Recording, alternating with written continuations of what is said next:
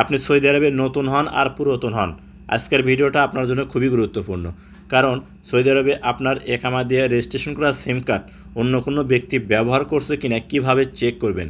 যদি আপনার সিম কার্ড অন্য কোনো ব্যক্তি ব্যবহার করে তাহলে কিন্তু সে যদি কোনো প্রকার অন্যায় করে তার দায়ভার কিন্তু সম্পূর্ণ আপনার উপর এসে পড়বে। আর এই অন্যায়ের কারণে আপনার জেল বা জরিমানাও হতে পারে। তাই বিপদে পড়ার আগেই আপনি চেক করে নিন যে আপনার একামায় রেজিস্ট্রেশন করা সিম কার্ড অন্য কোনো ব্যক্তি ব্যবহার করছে কিনা। স্ক্রিনটা লক্ষ্য করুন, আমি আপনাদেরকে দেখিয়ে দিচ্ছি। ভিডিওটি ভালো লাগলে অবশ্যই একটা লাইক করবেন, ভিডিওটি আপনার ফেসবুক টাইমলাইনে শেয়ার করে রাখবেন। আপনার একটা শেয়ারে আপনার বন্ধুরা দেখে শিখতে পারবে যে কিভাবে একামার সিম কার্ড চেক করা যায়। আর এখনও যারা পেজটা ফলো দেন নাই তারা অবশ্যই পেজটা ফলো দিবেন। ইউটিউবটা দেখলে চ্যানেলটি সাবস্ক্রাইব করে পাশে থাকা বেল বাটনটা অন করে দিবেন, যা পরবর্তীতে আপনাদের অনেক উপকারে আসবে। প্রথমে আপনার মোবাইলে থেকে গুগল প্লে স্টোরটা ওপেন করে নেবেন। আপনি যখন গুগল প্লে স্টোরটা ওপেন করবেন দেখবেন এরকম শো হবে। উপরে পাবেন হচ্ছে সার্চ বার, এখানে একটা ক্লিক করবেন। যখন সার্চ বারে ক্লিক করবেন কিবোর্ড শো হবে, এখানে আপনাকে লিখতে হবে সিএসটি, এই লেখা লিখবেন। লেখার পর নিচে দেখুন একটা অপশন পাবেন সার্চ অপশন, এখানে ক্লিক করবেন। আপনার সামনে এরকম শো হবে। এখান থেকে এই যে সিএসটি এই লোগো দেখে আপনি অ্যাপসটা মোবাইলে ইনস্টল করে নেবেন। আমার মোবাইলে কিন্তু আগে থেকে ইনস্টল করা আছে। ইনস্টল হওয়ার পর আপনি ওপেনে ক্লিক করে দিবেন। ওপেনে ক্লিক করে দেওয়ার পর যদি পারমিশন চায় পারমিশন দিবেন, দেওয়ার পর দেখবেন এরকম শো হবে। এখান থেকে যে লগ ইন এই অপশনটার উপর আপনাকে ক্লিক করতে হবে।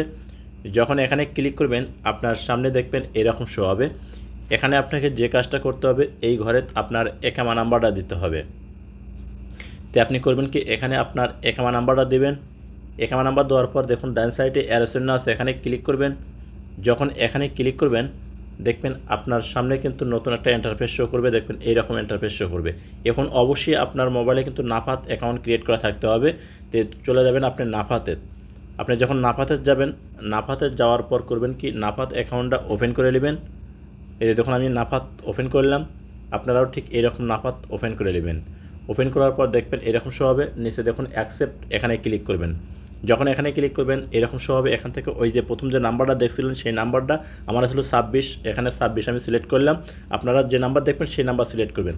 তারপর নাফাতের যে পিনকোড আছে পিনকোডটা এখানে দিবেন। পিনকোডটা দেওয়ার পরে দেখুন আপনার কাজ শেষ এখানে। এখন আপনি চলে যাবেন আপনার সেই আগের অপশনে। আগের অপশনে আসার পর দেখুন এখানে 26 সিলেক্ট হয়ে গেল। আপনার সঙ্গে সঙ্গে যে সিম কার্ড আপনার একামাদের যতগুলো সিম কার্ড আপনি রেজিস্ট্রেশন করছেন সব এখানে কিন্তু দেখাবে। এখানে দেখুন মাই নাম্বার, আমার এখানে দুটো নাম্বার দেখাচ্ছে, অর্থাৎ এসটিসি এবং মোবাইলে।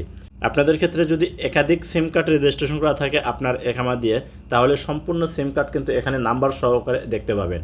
তো প্রিয় দর্শক, অবশ্যই আপনি চেক করে নেবেন, তাছাড়া কিন্তু আপনি সৌদি আরবে বিপদে পড়তে পারেন। এই সিম কার্ডের জন্য অনেকে কিন্তু অনেক ধরনের বিপদে পড়েছে, জেল জরিমানা পর্যন্ত হয়েছে। অবশ্যই আপনি সিকিউরিটির জন্য চেক করে নেবেন। ভিডিওটি ভালো লাগলে অবশ্যই সাথে থাকবেন।